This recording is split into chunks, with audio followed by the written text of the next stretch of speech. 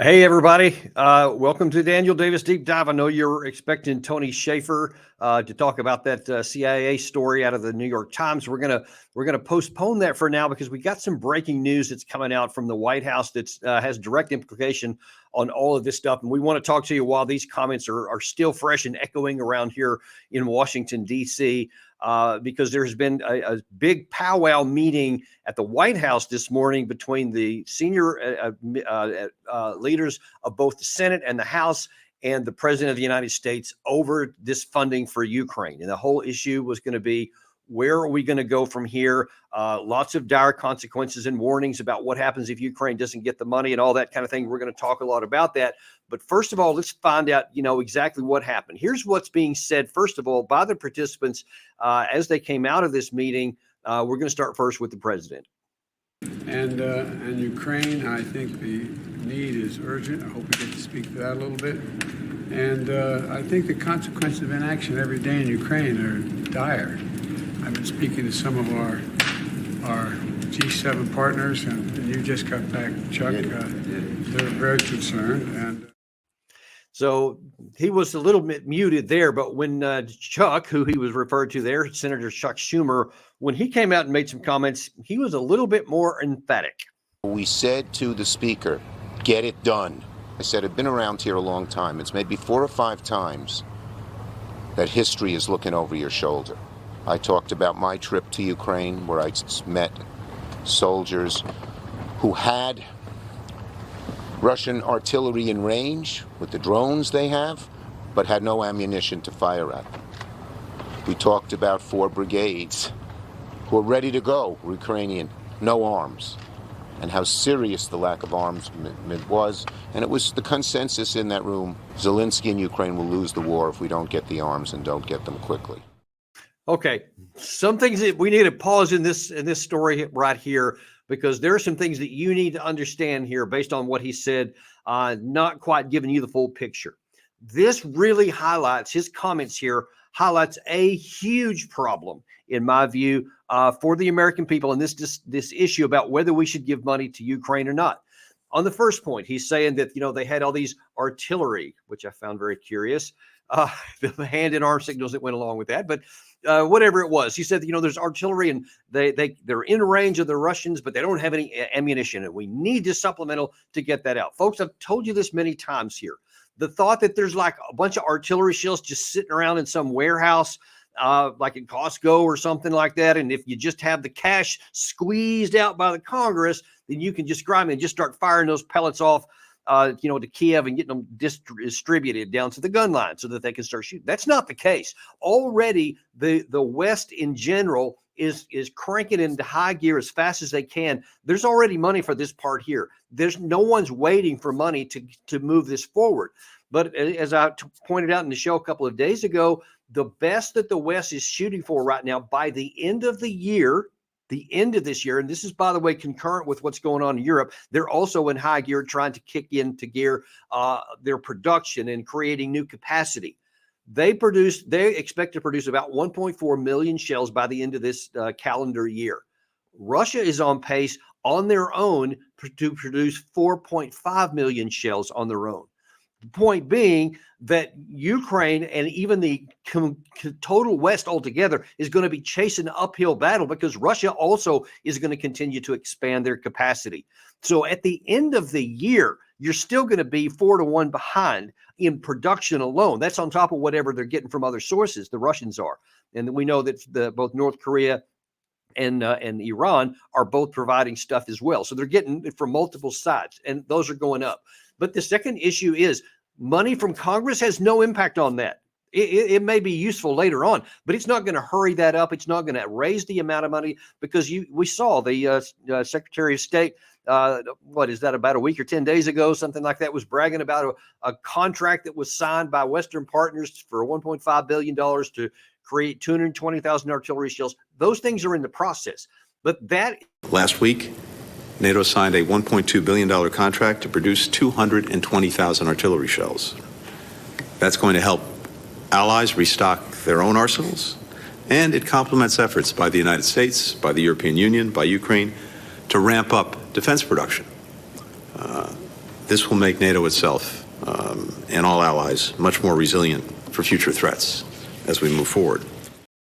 What the Secretary of State didn't say there, and what Schumer didn't say, and may not even know, is that that contract is about 2 years or so before it's going to actually produce 220,000 artillery shells, which, by the way, is about 3 weeks worth of combat usage on a national level. So in 3 years, you're going to have enough for a few weeks. And of course, you won't even have that because, as he noted there, a lot of that's going to go to replace the replenishment of the shells that from the national inventories of the Western countries that have already provided some that have been used already. So you see the number just keeps going, shrinking down to minuscule. Whether there's money coming out of the Congress now or not is not going to have any impact on that. So that's the first point. The second point is that is the United States the only country in the world, the entire Western world, that can provide ammunition? You had Schumer there make this dire comment. In fact, I want you to see it again. I want this in context. Gary, play that one of Schumer again, please. We said to the Speaker, get it done. I said, I've been around here a long time. It's maybe 4 or 5 times that history is looking over your shoulder. I talked about my trip to Ukraine where I met soldiers who had Russian artillery in range with the drones they have, but had no ammunition to fire at them. We talked about 4 brigades who are ready to go, Ukrainian, no arms, and how serious the lack of arms was.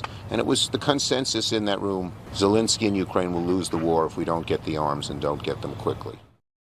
So only America can provide arms. There's these 4 brigades that are just sitting there with no arms, no weapons, no artillery shells. And darn it all, if not for those Americans, look, I don't know if Senator Schumer is aware that he was played.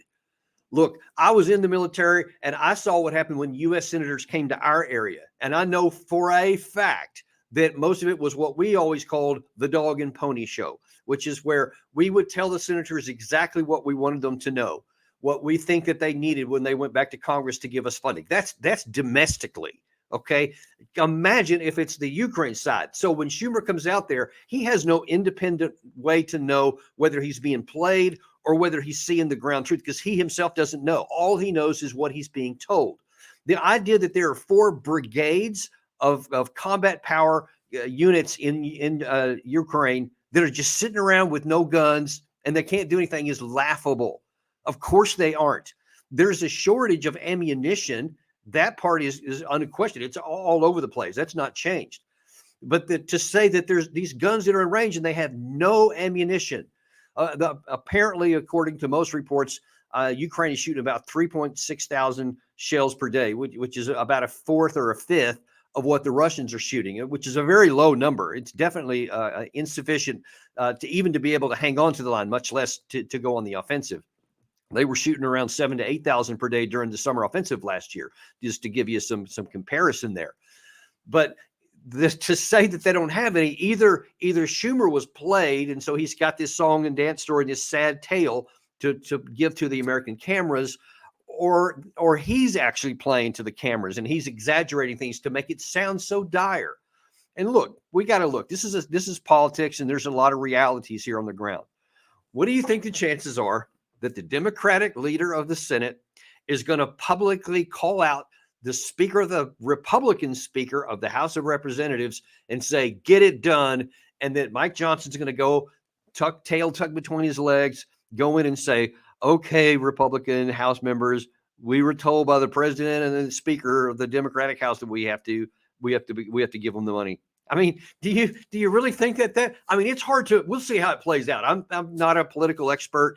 There's a lot of people who have a lot more knowledge about this, but from my observation, it seems to me the chances that the Republican Speaker of the House is going to go back to his conference and do what the president and the Democratic leader of the Senate just told him to do, and he would keep his job after we've already seen the last one lose it because he worked with Democrats. What do you think the chances are of that? I'm guessing they're pretty low. So if the Democrats are actually hoping that this meeting would shake the Congress and make it come up with the votes to get this bill passed, think that they're barking up along a tree here, and they're not going to have a lot of success. But let's go on. That wasn't the only thing of the day. So a couple of days ago, you had one of Senator Schumer's colleagues, a Republican senator, who was calling into question the whole nature of this whole bill. The way that these guys have obsessively focused on the problems of Ukraine to the exclusion of everything else that's going on in our country. I have seen colleagues of mine, even, Republican colleagues, who are much more emotionally invested in what's going on 6,000 miles away than they are in their own country. If the thing you care most about, we can agree to disagree on Ukraine. I imagine a lot of you agree with me, some of you don't. Yeah. But if the thing you care most about is a conflict 6,000 miles away, you should not be a leader of this country. Focus on our own country's problems. Now, that was obviously a popular issue at the CPAC conference where he was speaking. But it's also popular among Republicans, but it's also an issue that's gaining in popularity across the board in America, just among people. They're saying, wait a minute, why are we worried so much about, Ukraine and this war that is obviously not succeeding? And as I will tell you graphically and in great detail, it's not going to succeed.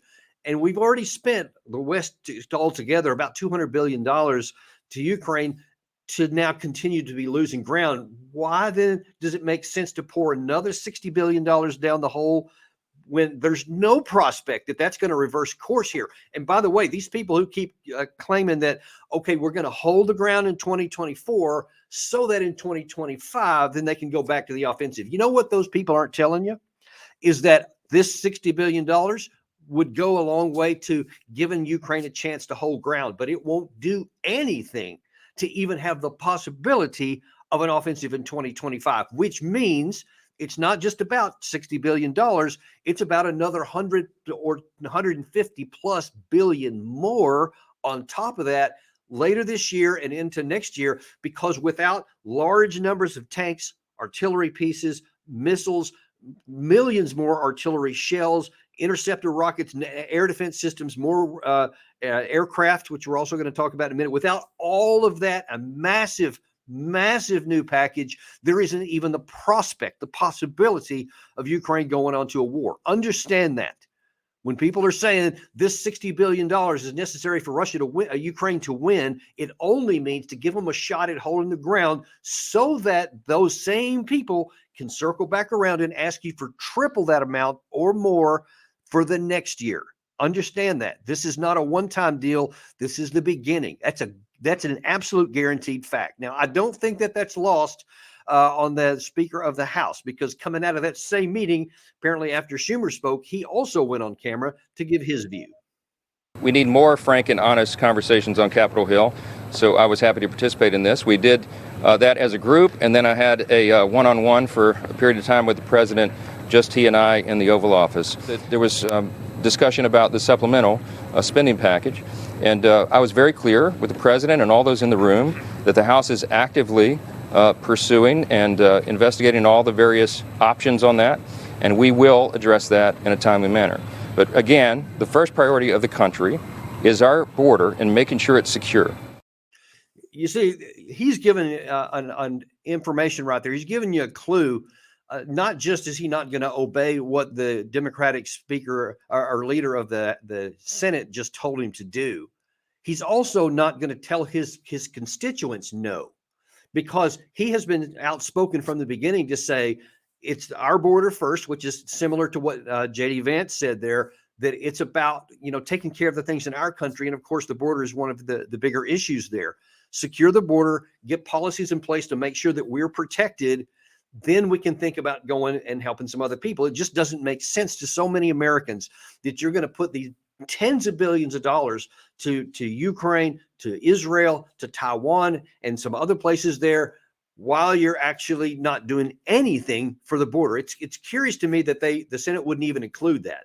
Now, it's always possible that in conference they would go back and say, all right, well, we'll include the border issues that you wanted so that we can get some kind of a bill passed. I don't know that that's going to happen. It's certainly possible. But if Schumer was going to do that, he was actually asked that when the Senate passed this bill originally, if they would in conference go back and add in some border provisions. And he ignored the question. He said, well, we just need to focus on this, saying clearly, no, that's not anything I'm willing to do. So we'll see. if Senator Schumer is going to be willing to go back on what he said and do something that apparently they didn't want to do, which is why they stripped it out in the first place. All of these things keep piling up together to show you there is little chance that this is coming. This is going to happen.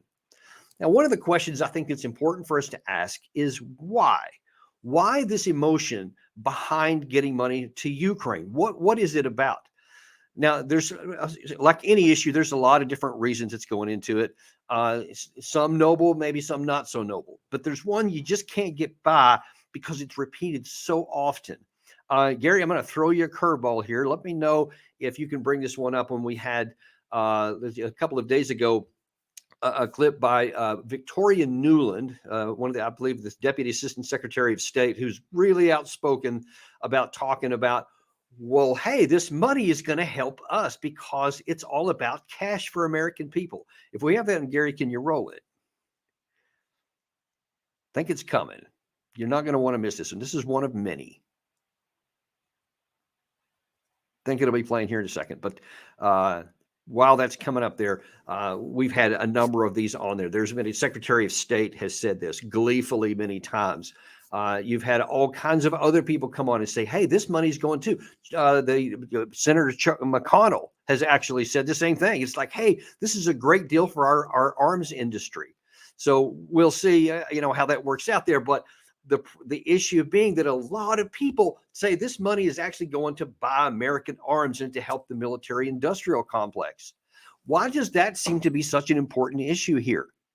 Also at that same CBAC, you had Tulsi Gabbard come on, who recently, or actually is about to publish a new book on why she left the Democratic Party. And one of the reasons, which is she's been outspoken against since she was running for president in 2020 of the Democratic Party, is that too many people are focused on war. Here's what she had to say, which is very much related to what we're talking about right now. We must stop the bipartisan warmongers of Washington who constantly beat their war drums, who have pushed us to the precipice of World War III and a nuclear catastrophe.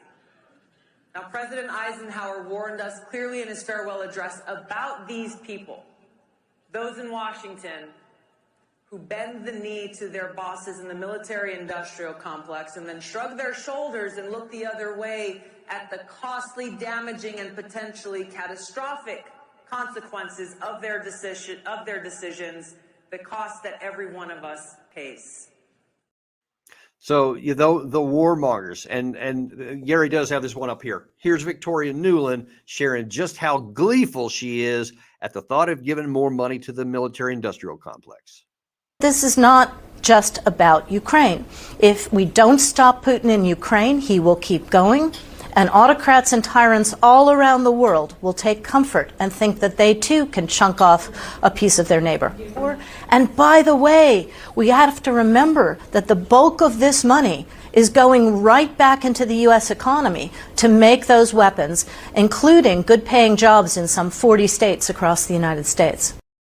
Secretary of State, her boss, some number of weeks past, actually said, hey, it's a win-win, man. It is such a great deal. Like this war, keeping it going is a good deal. It's not a good deal. It's a terrible waste of money because, folks, that money's not going to American business. It's coming out of your pocket.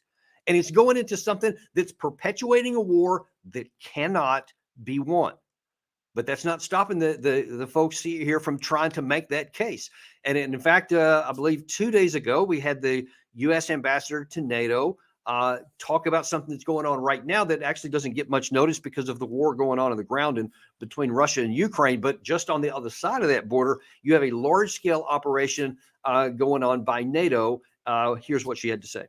It's actually 90,000 NATO troops exercising together to prepare for various contingencies, most notably to prepare for any sort of Russian incursion on NATO territory. NATO allies have come together to reinforce and fortify the eastern flank. We're moving troops to the eastern flank. We're enhancing our deterrence and defense and sending a very strong signal to Russia that he should never consider touching NATO territory.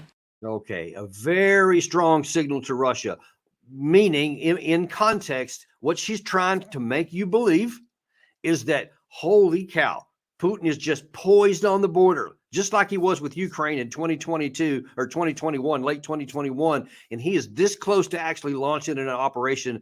And if we don't have this big thing where we're going to move troops to the east and put this big demonstration on with 90,000 troops, that'll send a signal to him not to invade this time. There is no such buildup of Russian forces. My God, does anyone need any more clear proof that after 2 full years of war, the Russian side has gotten about 18 to 19% of Ukraine? They're inching forward now after 2 years. They may eventually get all the way to the Dnieper River. I don't know. John Mearsheimer on our show a couple of months back actually argued that he thinks that Russia will eventually, before this war is over, get 8 provinces of Ukraine, which are all on the eastern side of the Dnieper River. I don't know if that's going to be the case. It remains to be seen, but certainly Russia's moving in that direction. But it will be also clear that that is the absolute limit of their capacity to put any troops out there, because then they would have to basically man and occupy those troops for some number of years into the future. But look, they don't have the physical capacity to even for sure be able to get another province going forward. By what logic or rationale can anyone in NATO claim that there is an actual conventional threat that the Russian forces are going to move across into NATO territory? So again, to recap, this is important to get, 17 to 18% of the one country on your border with no Navy, a paltry Air Force, and no treaty allies that are going to fight for you. You can't get more than that right there after 2 years of war. Who thinks that Russia has any chance to actually attack into a very soon 32-member military alliance with nuclear weapons, a very powerful air forces, large numbers of modern trained ground forces, that they would even attempt such a folly? No one would. Russia has no interest in it. They don't have the capacity to do it. It's fiction. Straight up. It's not true. What they're telling you, what NATO's telling you, what all of these people in America and these leaders and these retired generals and some members of Congress keep telling you is flat out, factually untrue. It's just not true.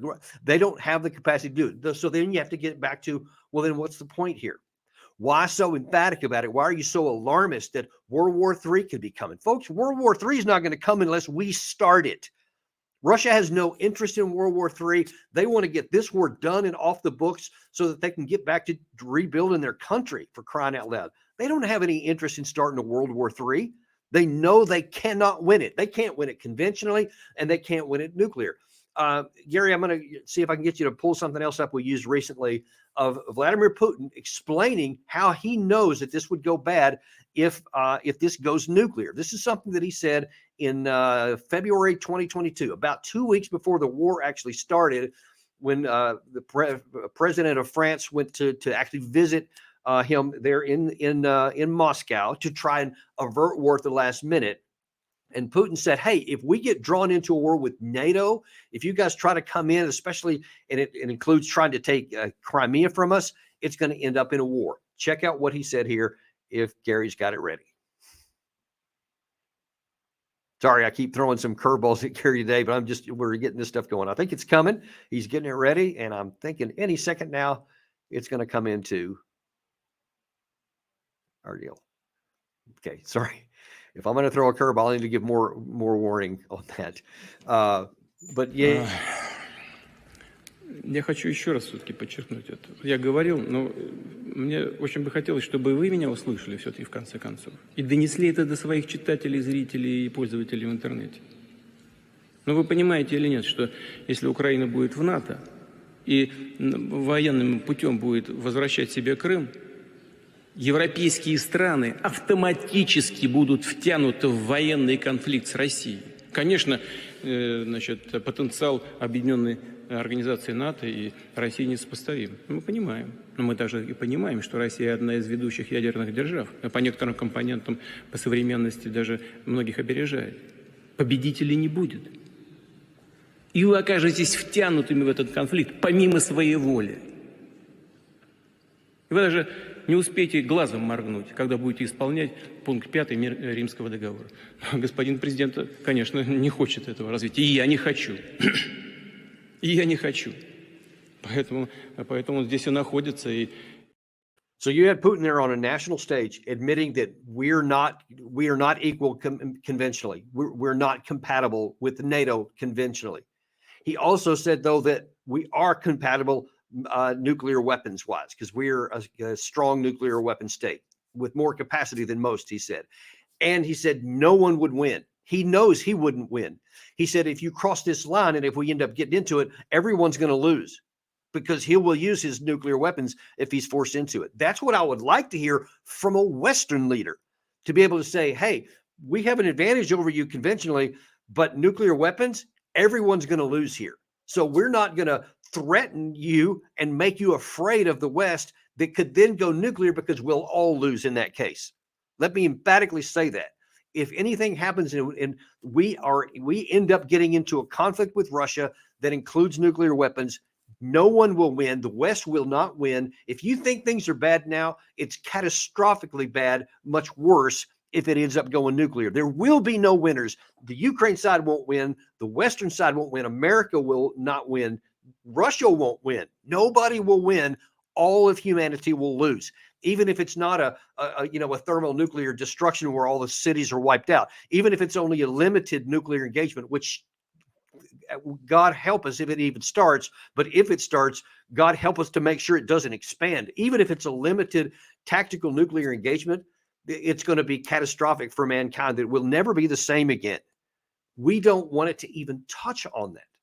But yet we are continuing to touch on it because now then, even though there's no practical path for Ukraine to win the war conventionally, we're still going to throw some stuff in there. Now then, possibly within a few weeks, F-16s.